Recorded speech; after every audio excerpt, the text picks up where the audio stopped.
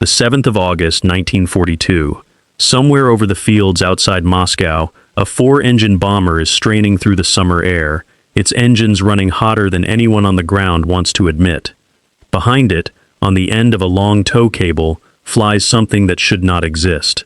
A light tank, 7 tons of steel, with a pair of plywood and canvas wings bolted to its hull and a tail assembly rising behind it on 2 thin booms. Inside the tank, one man is doing something no pilot in the history of aviation has ever been asked to do before.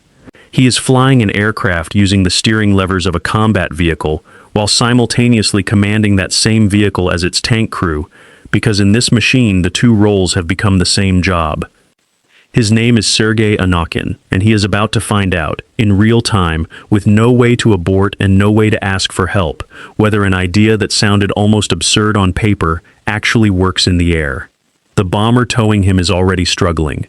Its engines were never designed to drag this much extra weight and drag through the sky, and somewhere below the assigned release altitude, the tow plane's crew make a decision that will end the test far sooner than anyone had planned.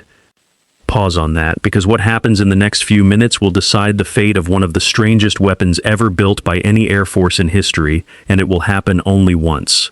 This is the story of the Antonov A-40, the aircraft the Soviet Union built by giving a tank a pair of wings, and the one flight that both proved it could work and guaranteed it never would again. To understand why anyone thought this was a reasonable idea, you have to go back to the specific, brutal problem the Soviet military was trying to solve in the middle of 1941 and into 1942, as German forces drove deep into Soviet territory and left entire regions cut off behind the advancing front line.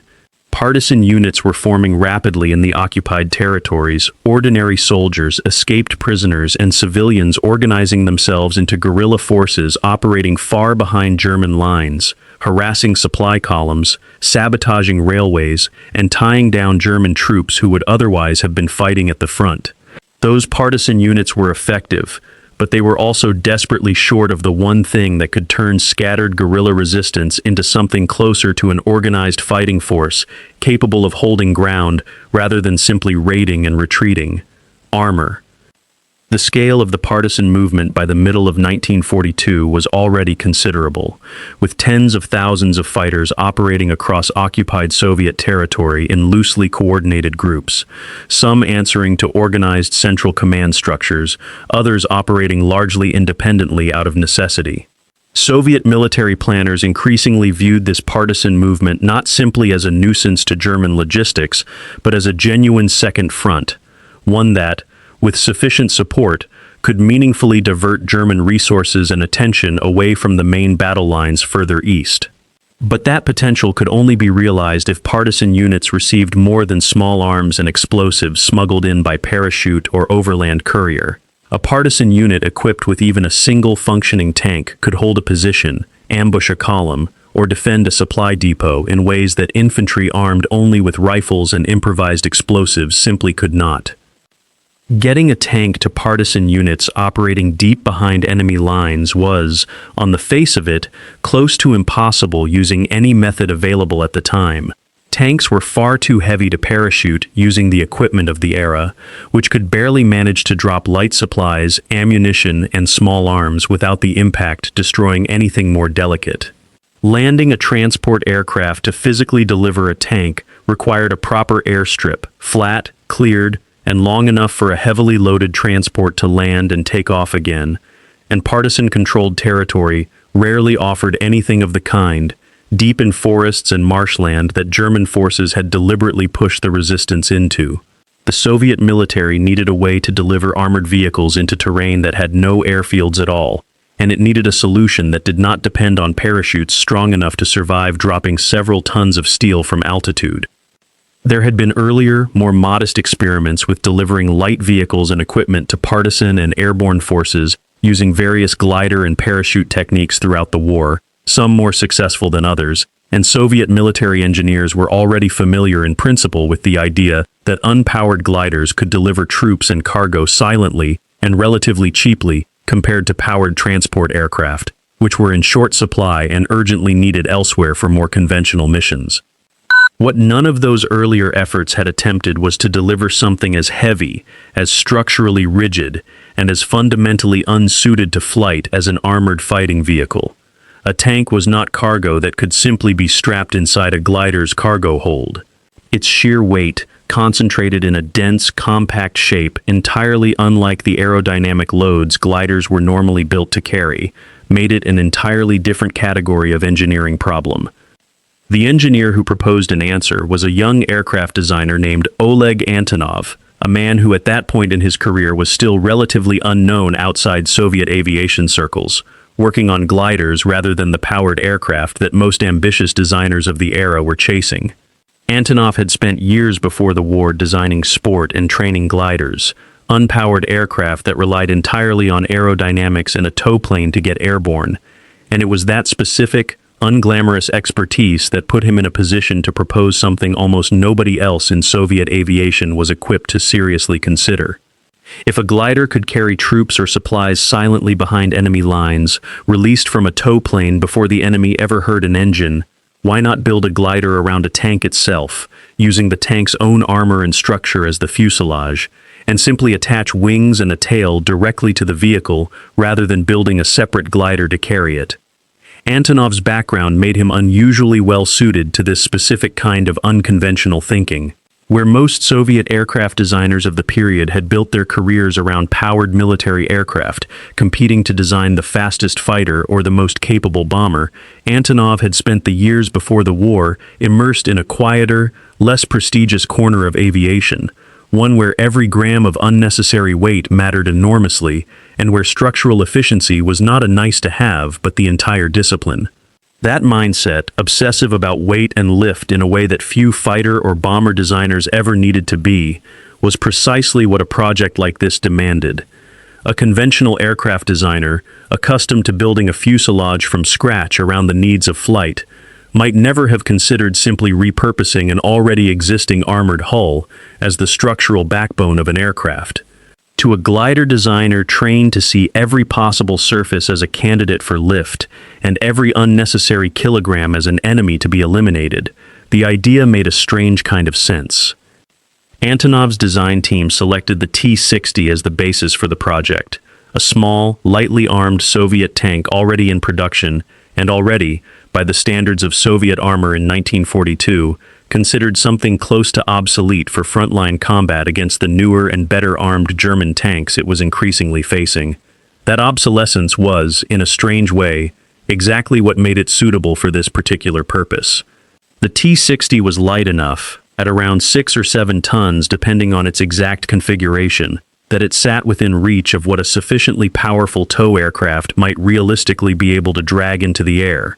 whereas any of the Soviet Union's heavier and more capable tanks would have been far too heavy for any glider concept to have a realistic chance of working at all. Even so, the T-60 still needed to be stripped down considerably before it stood any real chance of flying. Antonov's engineers removed the main gun's ammunition supply, drained most of the tank's fuel down to only what would be needed to drive a short distance after landing, and pulled out anything else that added weight without being strictly necessary for the glider flight itself. Every kilogram mattered enormously to a design that was already pushing the absolute limit of what contemporary tow aircraft could realistically lift and drag through the air. Onto that stripped-down tank hull, Antonov's team attached a large biplane wing structure, built from wood and fabric, the same lightweight construction techniques used in conventional glider design, along with a pair of tail booms extending backward from the hull to support a horizontal and vertical tail assembly, well clear of the tank's turret and main gun. The tank's own tracks were pressed into service as the aircraft's landing gear, an elegant piece of design economy that meant the machine needed no separate wheels or skids at all, since the tank could simply roll to a stop on its tracks the same way it would during any ordinary drive across open ground. The entire wing and tail structure was designed to be jettisoned quickly once the tank was safely on the ground, released through a system of explosive bolts and quick-release fittings, so that within moments of touching down, the crew could shed everything that had made the vehicle capable of flight and drive, straight into combat, as an ordinary tank, engine already running, weapons already loaded, ready to fight the instant its wheels, or in this case its tracks, stopped rolling. The biplane arrangement itself was a deliberate compromise forced by the tank's dimensions and weight. A single wing large enough to generate sufficient lift for a vehicle this heavy would have needed a wingspan so long that transporting, storing, and rigging the completed glider would have become impractical in its own right, particularly under the improvised, dispersed conditions that wartime aircraft production increasingly demanded. Stacking two smaller wings, one above the other, connected by struts in the traditional biplane configuration, allowed Antonov's team to generate the necessary lift within a wingspan that remained at least somewhat manageable, even if the resulting aircraft, when finally assembled, presented one of the strangest silhouettes ever to leave the ground under Soviet colors. Photographs and technical drawings that survive from the program show a machine that looks almost like two separate ideas awkwardly grafted together. A perfectly recognizable T-60 tank hull and turret sitting beneath an unmistakably aircraft-shaped structure of wings, struts, and tail booms, each part instantly identifiable on its own, and strange in combination. If stories about engineers solving impossible wartime problems with ideas nobody else was willing to seriously consider are the kind of history you want more of, this channel exists to keep telling them properly. Subscribing is free, it takes only a moment, and it genuinely helps stories like this one find the people who would want to hear them. There is more of this coming. The concept of operation that Antonov's team envisioned was, on paper, remarkably elegant given how strange the machine itself looked. A tow aircraft would carry the winged tank silently toward partisan-controlled territory under cover of darkness, releasing it at altitude to glide the remaining distance without any engine noise to alert German forces on the ground below. The tank would land in open terrain near the partisan unit it was meant to support. Its crew would blow the explosive bolts holding the wings and tail assembly in place, and within moments the machine that had just been an aircraft would become, once again, simply a tank, ready to fight alongside partisan forces who had never before had access to armored support of any kind. It solved, in a single, elegant, if extremely strange piece of engineering, both halves of the problem the Soviet military had been struggling with. It required no airfield to deliver armor behind enemy lines, and it delivered a fighting vehicle that was combat-ready within seconds of arrival, rather than requiring separate assembly or preparation. It is worth understanding that Antonov and his team were not working in complete isolation on this idea, even if the specific engineering path they took was entirely their own. The broader concept of somehow delivering armored vehicles by air had occurred, in various forms, to military planners in more than one nation during the war, wrestling with versions of the same basic problem that had inspired the Soviet program. British and American forces experimented, at various points, with heavy transport gliders capable of carrying light vehicles and artillery pieces as cargo, and later in the war would develop increasingly capable glider infantry tactics that delivered troops and equipment directly into contested territory ahead of a main assault. None of those efforts, however, went as far as Antonov's team did, attaching wings directly to the vehicle itself, rather than building a separate glider structure to carry it as cargo. It was a distinction that mattered enormously from an engineering standpoint, because a glider carrying a tank as cargo only needed to be strong enough to contain and transport the vehicle's weight, while a glider built around the tank itself needed the vehicle's own armored hull to double as load-bearing aircraft structure, absorbing and distributing the aerodynamic stresses of flight through a shape that had never been designed with anything of the kind in mind. That distinction is part of what makes the Antonov A-40 such a genuinely unusual entry in the broader history of wartime engineering experimentation. It was not simply an attempt to move a tank by air using existing glider technology adapted to a heavier than usual cargo. It was an attempt to make the tank itself become the aircraft, an idea radical enough that even among the many strange and improvised weapons programs that desperate wartime engineering produced across multiple nations during those years, it remains one of the very few that actually attempted this particular approach, and one of an even smaller number that ever got as far as an actual manned test flight. Building even a single prototype of this idea, however, required solving an engineering problem that Antonov's glider background alone could not fully answer, and it is worth pausing here to understand exactly how difficult that problem actually was. A conventional glider, even one designed to carry troops or heavy equipment, was built from the ground up around the requirements of flight. Its structure optimized from the very first sketch to be as light and aerodynamically efficient as the mission allowed. Antonov's team, by contrast, was starting from the opposite direction entirely, taking an existing armored vehicle that had been designed with absolutely no consideration for aerodynamics or weight efficiency and trying to make it fly anyway. Every design decision that would have been obvious and straightforward on a purpose-built glider became, on this project, a difficult compromise between what the tank already was and what an aircraft needed to become. The wing area alone had to be enormous relative to the size of most gliders of the period, simply to generate enough lift to carry several tons of armored steel through the air at a speed slow enough for a controllable, safe landing once the glider had been released from its tow. That enormous wing area, in turn, created drag on a scale that few tow aircraft in the Soviet inventory had ever been asked to overcome, because nothing else being towed through Soviet skies in 1942 came anywhere close to the weight and aerodynamic resistance of an armored vehicle wearing a pair of oversized wings. The search for a tow aircraft powerful enough to lift the completed glider off the ground and drag it to a workable release altitude narrowed, in the end, to essentially one candidate available to Soviet forces at the time, the Tupolev TB-3, a four-engine heavy bomber that by 1942 was itself already an aging design, its engines increasingly outdated relative to newer aircraft entering Soviet service, but still the only aircraft in the inventory with anything approaching the raw power the mission would require. Even choosing the TB-3 came with its own set of compromises that the program had little choice but to accept. The bomber had originally been designed in the early 1930s, and by the time it was pressed into service towing an armored glider a decade later, it was already considered increasingly obsolete for its original bombing role, gradually being replaced in frontline service by newer, faster aircraft.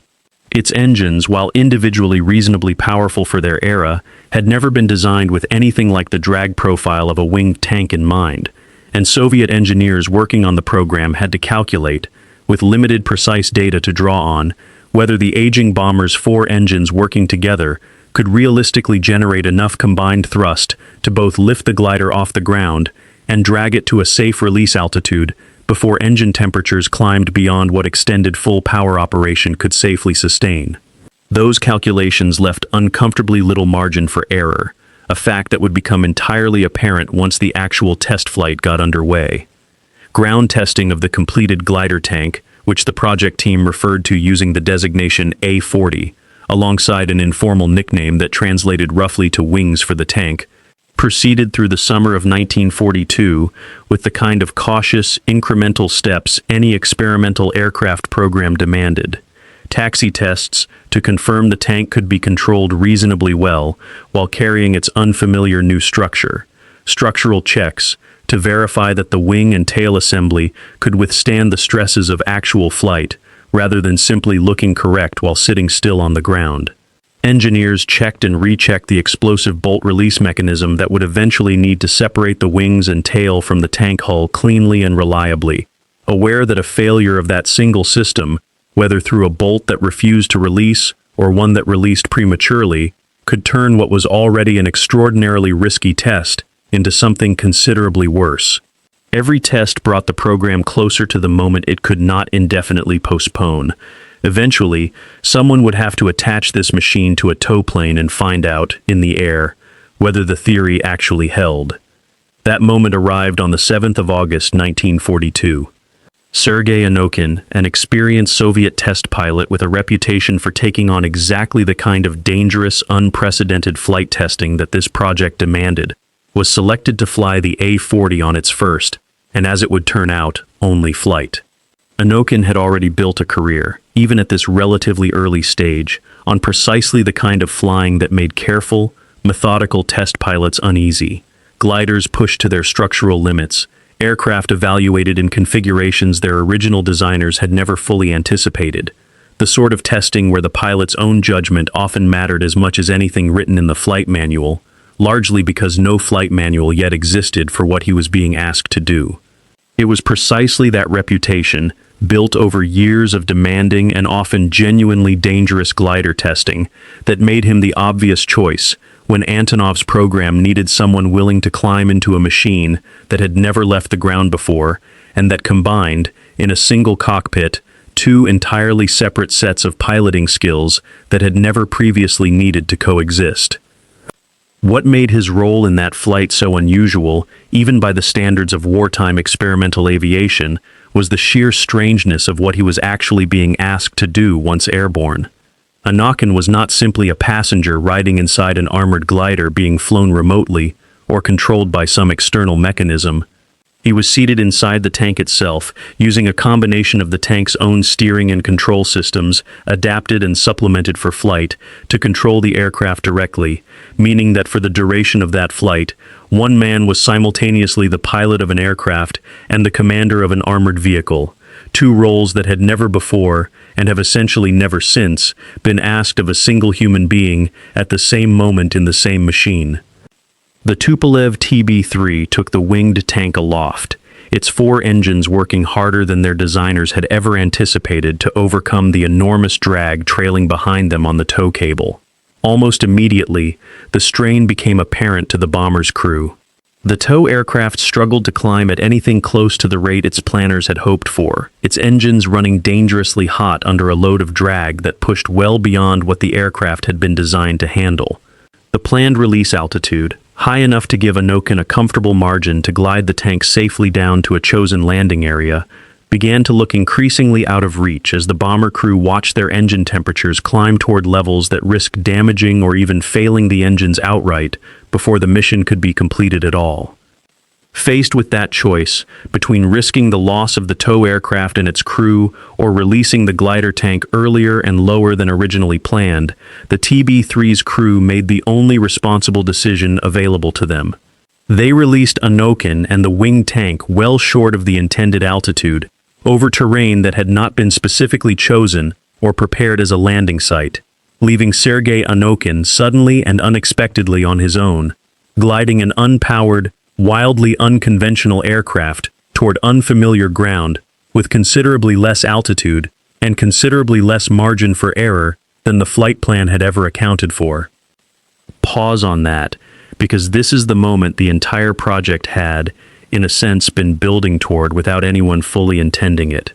Every glider pilot trains, at least in principle, for the possibility of an early or unplanned release, but almost none of them train for that scenario, while also serving as the commander of the very vehicle they are flying, responsible not only for finding a survivable place to land, but for ensuring that the machine itself, several tons of armored steel, wearing an improvised set of wings, could be brought down intact and undamaged enough to still function as a tank once it reached the ground.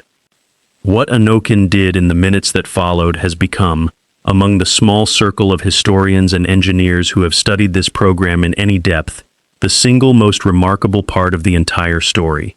Drawing on his skill as an experienced glider pilot, he worked the tank's adapted control system to manage the aircraft's descent, judging his approach to unfamiliar terrain below with none of the careful pre-flight reconnaissance that a planned landing site would have offered him. There was no radio conversation talking him through the terrain ahead, no ground controller watching his descent and calling out obstacles, only his own judgment, built from years of experience flying gliders in far less demanding circumstances than this one, applied under conditions that no glider pilot before him had ever actually faced.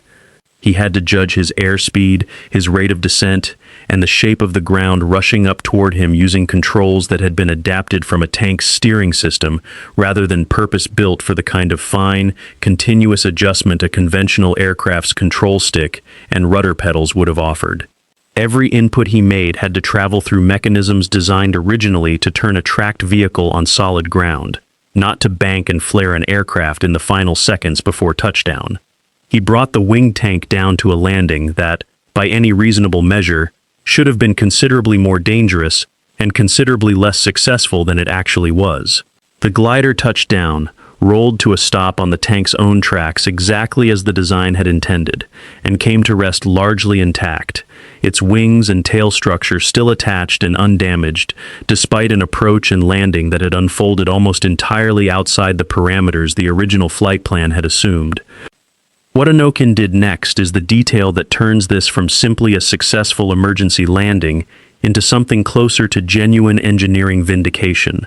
Rather than waiting for recovery vehicles or support crews to reach the landing site, which given the unplanned nature of the release could have taken a considerable amount of time to organize and dispatch, Anokhin released the explosive bolts holding the wing and tail assembly to the tank hull,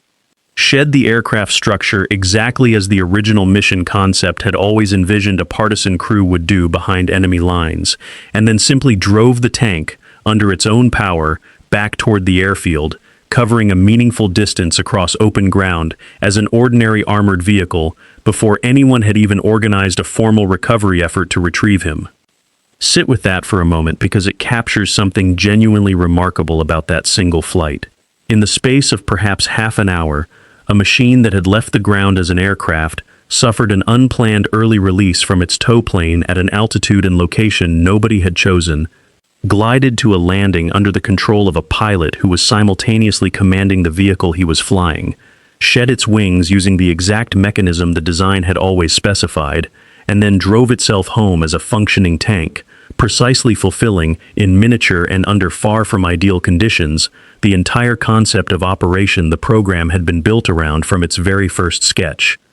If the mission had been a genuine wartime delivery to partisan forces rather than a test flight over friendly territory, everything that had just happened would have counted as a complete, unqualified success. And yet, despite that success, the Antonov A-40 never flew again. To understand why, you have to look past the drama of that single flight and toward the much harder, much less dramatic engineering reality the test had actually revealed. The TB-3, the only tow aircraft available to the program with anything approaching sufficient power, had been pushed to the edge of what its engines could safely handle, simply dragging a stripped-down, minimally armed T-60 light tank into the air. Any operationally useful version of this concept would eventually have needed to carry a tank with real combat value, better armed and better armored than the deliberately lightened T-60 that had made this single test flight possible at all, and no tow aircraft in the Soviet inventory, then or in any realistic near-future production plan, offered anywhere near the additional power that a heavier, more useful tank would have demanded. The single successful flight had, in the most direct way possible, proven that the fundamental idea worked. It had also, in the same afternoon, revealed the hard ceiling on how far that idea could ever actually go. There was a second, quieter problem sitting beneath the purely mechanical one, and it deserves mention, even though it played out far more slowly than the dramatic events of the flight itself. Even a successfully delivered T-60, stripped of much of its ammunition and fuel to make the flight possible in the first place, arrived behind enemy lines as a considerably less capable fighting vehicle than the same tank would have been in its full, unmodified combat configuration. Partisan commanders needed armor that could genuinely stand and fight, not a lightly armed vehicle running on a reduced fuel supply, and Soviet planners weighing the program's future had to ask honestly whether the considerable risk, expense, and engineering effort required to deliver a diminished tank by glider actually offered more real combat value than simpler, less exotic methods of supporting partisan operations that were already being explored elsewhere within the Soviet military. That question, asked plainly rather than dramatically, did as much to end the program as any single engine temperature gauge climbing into the red during that one August flight. There is a particular kind of irony worth sitting with here, one that echoes a pattern this channel has traced through more than one desperate wartime engineering program. A machine built to solve an urgent, genuine problem, tested under real and considerable danger, performed almost exactly as its designers had hoped in the one flight that mattered, and was retired anyway, not because it had failed, but because the very success of that flight had exposed a limitation no amount of further testing or refinement could realistically overcome. The A-40 proved itself right, in the only chance it ever got to prove anything at all, and then never flew again. Soviet military priorities in the months that followed the flight moved quickly in other directions.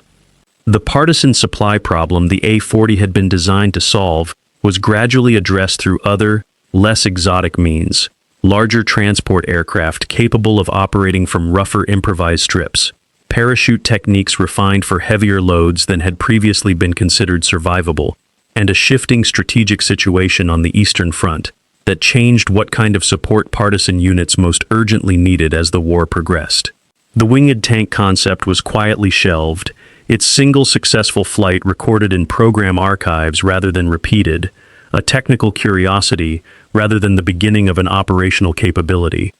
Oleg Antonov's own career, remarkably, was only just beginning at the moment his strangest project reached its quiet end. In the years after the war, Antonov would go on to found his own design bureau, and the name that had briefly been attached to a tank with wings would eventually become one of the most respected names in the entire history of heavy transport aviation, responsible for some of the largest and most capable cargo aircraft ever built. Machines that would go on to carry loads far heavier and far more valuable than a single stripped-down light tank, using nothing more exotic than powerful conventional engines and enormous, purpose-built wings, rather than a pair of tracks and an armored hull, borrowed from an entirely different branch of military engineering altogether. The aircraft that would eventually carry Antonov's name into the history books as one of the great transport aircraft designers of the 20th century bore almost no resemblance to the strange, improvised glider tank that had first tested his willingness to attach wings to something nobody else had seriously considered flying. Decades after Sergei Anokhin brought the A-40 down in an unplanned landing outside Moscow, Antonov's design bureau would go on to build transport aircraft capable of carrying loads of 100 tons or more, aircraft so large that for years they held the record as the heaviest and most capable cargo planes ever built by any nation, used to move everything from industrial machinery to entire other aircraft across the globe. It is a profound truth that the deep things in science are not found because they are useful. They were found because it was possible to find them. The instinct that produced the winged tank, the willingness to attach wings to something nobody had ever seriously considered flying before, was the same fundamental instinct that would later produce some of the largest and most successful transport aircraft in aviation history. One idea failed to find a lasting operational role. The underlying engineering courage behind it did not fail at all. It simply found a better problem to solve, one where the payload did not need to fight a war the instant it touched the ground, only to arrive safely and intact, which turned out to be an ambition Antonov's later designs achieved on a scale the wartime engineers who built the A-40 could scarcely have imagined. Before closing, it is worth being honest about the limits of what is actually known here, because that honesty matters more with a story like this than with almost any other this channel has told. Much of the detailed record of the Antonov A-40 program survives only in fragments, reconstructed decades later from Soviet archival material, engineering recollections, and the kind of second-hand accounts that inevitably accumulate small inconsistencies and gaps over the better part of a century. Soviet wartime programs, particularly experimental ones that never reached operational service, were often documented far less thoroughly than combat aircraft that saw extended frontline use, and much of what survives about the A-40 today comes from post-war interviews, memoirs, and archival research conducted long after the events themselves, rather than from the kind of detailed contemporaneous flight test reports that exist for better-known aircraft programs. Some details commonly repeated about that single flight, the precise altitude of release, the exact distance Anokhin drove the tank back to base, vary somewhat between different accounts, and a full, definitively verified operational record of the kind that exists for aircraft flown in extended combat service simply does not exist for a program that flew exactly once. What can be said with real confidence is the shape of the story itself, an urgent wartime problem, a genuinely creative and genuinely strange engineering solution, one pilot asked to do something that had never been attempted before and has essentially never been attempted since, and a program that proved its own concept in the very same flight that revealed why it could never realistically go any further. Sergei Anokhin's career as a Soviet test pilot continued long after that single unusual flight, through decades of further experimental aviation work that would eventually see him become one of the most respected and most experienced test pilots in Soviet aviation history, a career built on exactly the kind of calm, controlled skill under genuinely unprecedented pressure that the A-40 flight had demanded of him on a single August afternoon in 1942. In the years that followed, he would go on to fly a remarkable range of experimental Soviet aircraft, surviving multiple serious accidents across a flying career that spanned decades and would eventually be selected, later in life, as part of the Soviet cosmonaut training program, a career trajectory that,